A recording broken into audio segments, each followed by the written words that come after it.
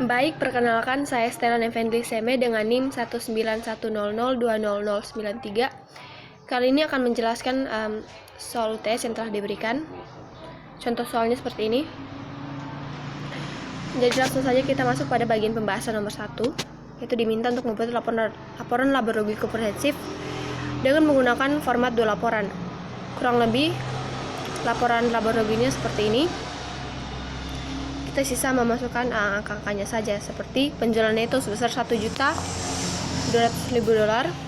Kita kurangkan dengan beban pokok penjualannya sebesar $720.000, maka laba brutonya akan mendapatkan hasil sebesar $480.000. Kemudian laba tersebut kita kurangkan dengan beban penjualan dan administrasi, yaitu sebesar $320.000. Maka laba neto yang didapatkan yaitu sebesar $160.000. Kemudian pada laporan laba rugi komprehensif, laba neto yang tadi kita masukkan itu sebesar $160.000. Kita kurangkan, kita jumlahkan dengan penghasilan komprehensif lain yang belum direalisasikan akibat efek ekuitas non trendingnya, yaitu sebesar $15.000 sudah tertera pada soal tersebut. Jadi sisa kita jumlahkan yaitu mendapatkan hasil sebesar $175.000. Kurang lebih pembahasan nomor 1 seperti itu. Lanjut kita masuk pada nomor 2, yaitu diminta untuk menentukan besaran laba neto pada sales company yang mulai beroperasi pada 2008 sampai 2010. Nomor satunya itu seperti ini. Laba sebelum pajak penghasilan itu kita dapatkan sudah didapatkan pada keterangan soal, yaitu sebesar $410.000 pada 2010, teman-teman. Kita kurangkan dengan pajak penghasilan yang didapat dari laba sebelum pajak penghasilan dikalikan dengan tarif pajak 35%, maka teman-teman akan mendapatkan hasil sebesar $143.500. Jadi laba netonya adalah sebesar $266.500. Kemudian kita masuk pada nomor B, itu diminta untuk membuat dampak kumulatifnya. Di sini mencari dampak kumulatif, tinggal teman-teman kurangkan antara FIFO dan rata-rata tertimbang.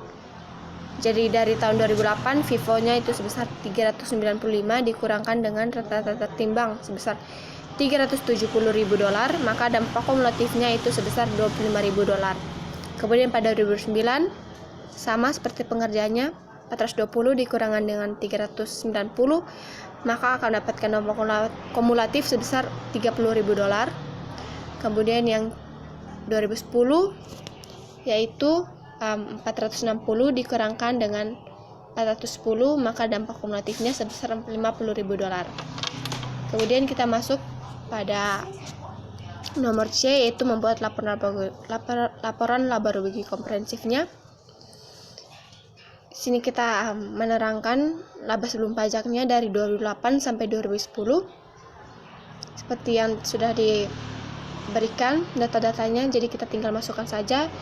Kita kurangkan dengan pajak penghasilan yang didapat dari laba sebelum pajak itu tersebut dikali dengan 35%, sama seperti nomor A. Jadi maka pajak penghasilan dari 2008 sampai 2010 itu dari 2008 yaitu sebesar $129.500, itu 2009 $136.500, dan 2010 $143.500. Dikurangkan dengan laba sebelum pajak, maka laba neto yang akan didapatkan yaitu sebesar dari 2008 sebesar $240.000, 2009 $253.500, dan 2010 yaitu sebesar $266.500. Kiranya mungkin teman-teman dapat mengerti ya penjelasan nomor 2. Semoga teman-teman bisa mengerti. Dan kemudian nomor 3, di sini kita diminta untuk menentukan nilai masa depan, masa sekarang dari data yang telah diberikan. Jadi langsung saja kita memasang rumus untuk nomor A, yaitu future value factor ordinary unity N dikali I.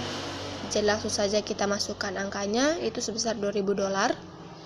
Kita kalikan dengan future value factor ordinary unity 20 dikali dengan 8%. Jadi $2.000 kita kali dengan rumusnya itu 1 ditambah 0,8 dipangkatkan dengan 20 dikurangin 1, lalu teman-teman bagi lagi dengan 0,08. Maka hasilnya akan $2.000 dikalikan dengan 45,762. Teman-teman akan dapatkan hasil sebesar $91,524 dikalikan dengan 1,08 ya.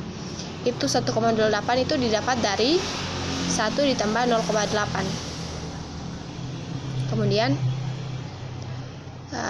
hasil akhirnya maka teman-teman akan mendapatkan sebesar $98,845.000. Itu untuk nomor A. Kemudian nomor B, present value factor karena nilai sekarang, jadi rumusnya present value factor ordinary unity. Langsung kita masukkan angkanya sebesar $5.000 dikalikan dengan present value factor ordinary unity 30 dikali 10%, akan mendapatkan hasil sebesar $5.000 dikali dengan 9,4269.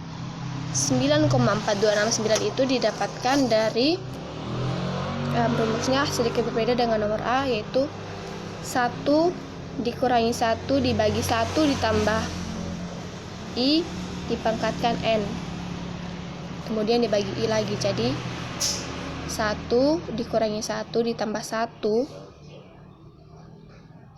tambah 0,10 dipangkatkan dengan 30, lalu teman-teman bagi dengan 0,10 lagi, maka teman-teman akan dapatkan hasil seperti yang saya jelaskan tadi.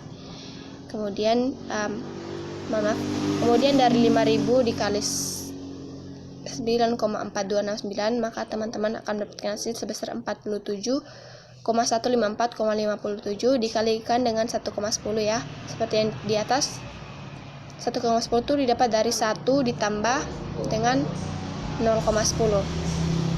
Jadi hasil akhirnya itu sebesar $51,848.000. Kemudian pada nomor yang terakhir, nomor C, di sini menggunakan rumus yang sama dengan nomor A, cuman berbeda angkanya saja. Jadi teman-teman sisa mengkalikan $4.000 langsung kepada bagian angkanya saja. $4.000 dikali dengan 1 ditambah 0,10 dipangkatkan 15 dikurang 1, lalu dibagi dengan 0,10, maka hasil tersebut mendapatkan $4.000 dikali dengan 31,7725. Hasil tersebut sebesar 127,089. Teman-teman kalikan lagi dengan 1,10. Jadi hasil akhir untuk mengetahui nilai masa depan yaitu sebesar $139,798.000. Kiranya itu merupakan penjelasan singkat dari saya mengenai soal UTS tersebut. Semoga dapat bermanfaat bagi teman-teman sekalian. Terima kasih.